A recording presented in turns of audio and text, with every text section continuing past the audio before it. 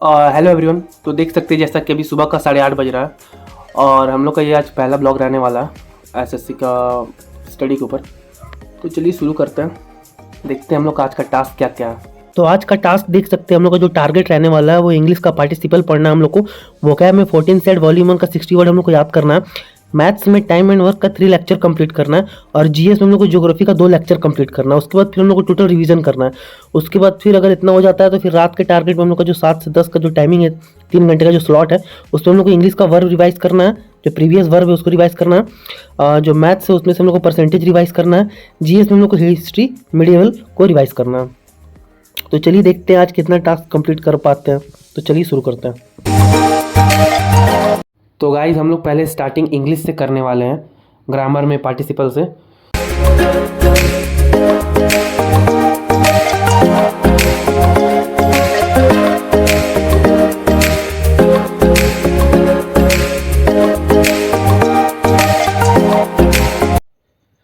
तो जैसा कि देख सकते हैं 10:10 होने वाले हैं। लगभग हम लोग को 1.5 घंटे का समय लगा है उसी के आसपास पार्टिसिपल को कंप्लीट करने में।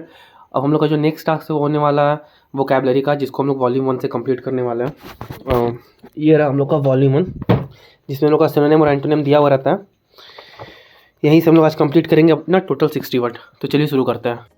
गाइस वोकैबलरी याद करने का सबका अपना अपना एक तरीका है। मेरा अपना तरीका ये है कि मैं किसी भी वर्ड को लिख करके याद करता हूँ। इससे फ़ायदा 2 होता है। पहला फ़ायदा ये होता है कि आपको वर्ड भी अच्छे से याद होते हैं और दूसरा फ़ायदा ये होता है कि एग्जाम में जो क्वेश्चन आते हैं उसमें आपका वर्ड गलत नहीं होता है, क्योंकि ऑप्शन में आपका स्पेलिंग वाला में दिया हुआ रहता है। और अगर आप लिख करके याद करते हैं तो आपका स्पेलिंग हमेशा सही रहता है।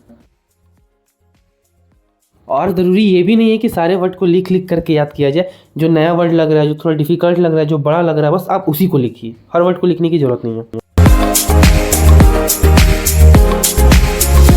जैसा कि देख सकते हैं अभी 11:10 और हम लोग को वोकैबलरी में भी लगभग 1 घंटा से ज़्यादा ही लगा है।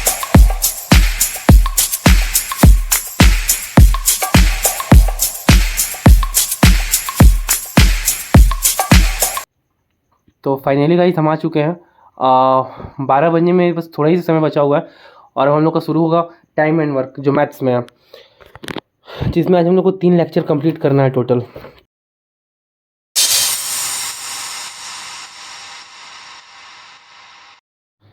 मैथ्स में नोट्स बनाने का जो तरीका है, आप हर क्वेश्चन को लिखने की ज़रूरत नहीं है, क्योंकि केवल टाइम को कंज्यूम करता है और कुछ नहीं करता। आप ऐसा भी कर सकते हैं कि आप न्यू टाइप का जो क्वेश्चन है आप उसी को लिखिए, सिर्फ जो आप मतलब जो आपको समझ में नहीं आ रहा है, ये लग रहा है ये कि थोड़ा डिफ़िकल्ट टाइप का क्वेश्चन है, बस उसी को लिखना है। हालांकि सर लोग भी क्लास में अपलोड करते हैं क्लास नोट्स, बट मुझे लगता है कि मैथ्स में शॉर्ट नोट ज़्यादा बेटर रहता है, क्योंकि रिवाइज करने में ये आसानी होता है। क्लास नोट्स में क्या है कि मतलब शुरू से हर कुछ रहता है, बट आप अपने हिसाब से देख लीजिए कि आपको क्या बेटर लगता है।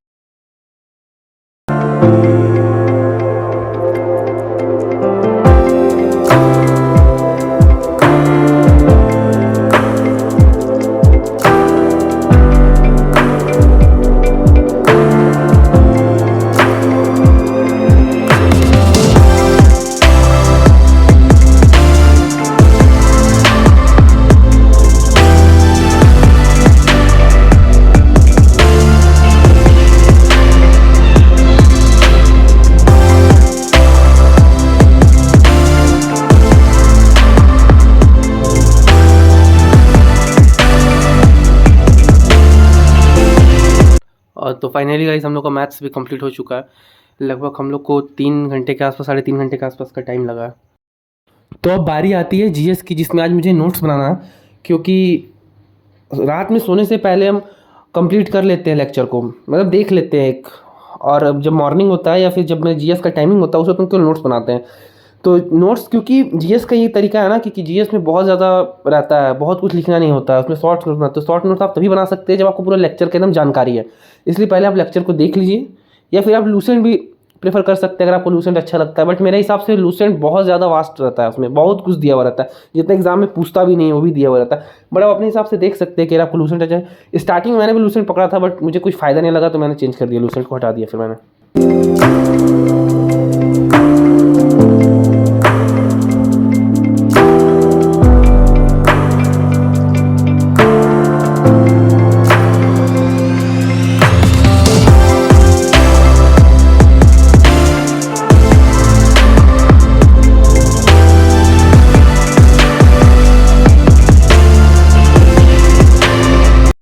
तो गाइस अब बारी आती है जितना हमने सुबह से कवर किया सबको एक बार रिवाइज़ करने का।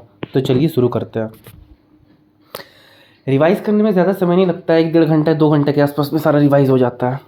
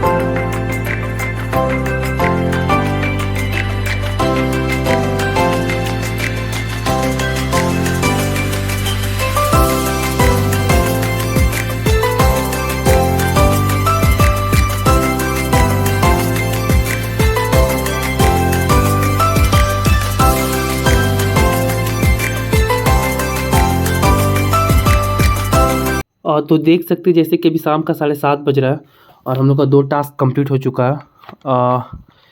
ये और रिवीजन का हो चुका है। अब हम लोग जो करने वाले हैं वो इंग्लिश में वर्ब रिवाइज़ करेंगे और मैथ्स में परसेंटेज रिवाइज़ करना है और जीएस में हिस्ट्री मिडिवल करना है। बट हम लोग हिस्ट्री के साथ साथ फिजिक्स को भी कंप्लीट करते हुए चलेंगे, क्योंकि फिजिक्स में भी काफ़ी कुछ ऐसा है जो अभी हम भूल रहे हैं। तो दोनों को साथ साथ रिवाइज़ करेंगे। पहले हम लोग अपना जीएस को कंप्लीट करेंगे, उसके बाद फिर मैथ्स और इंग्लिश को रिवाइज़ करेंगे। तो चलिए शुरू करते हैं।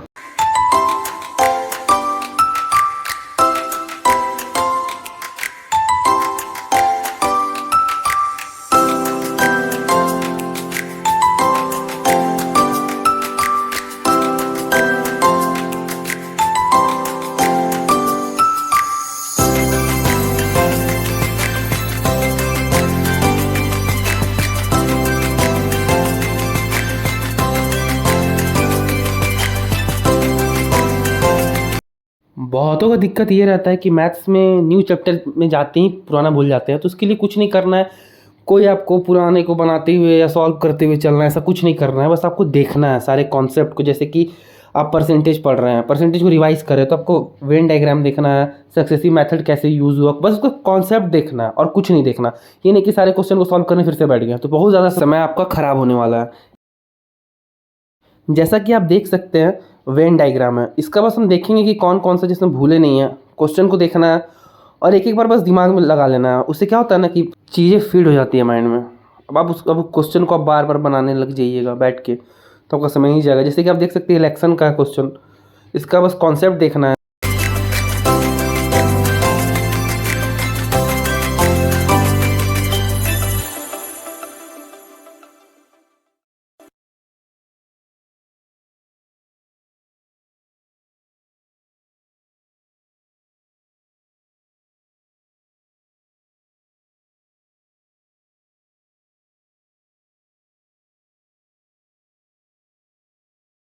तो फाइनली गाइस हम लोग का सारा टास्क आज का कंप्लीट होता है। और जैसा कि आप देख सकते हैं अभी रात का 10:30 बज रहा है और हम लोग स्टार्ट किए थे सुबह लगभग 8:30 बजे के आसपास।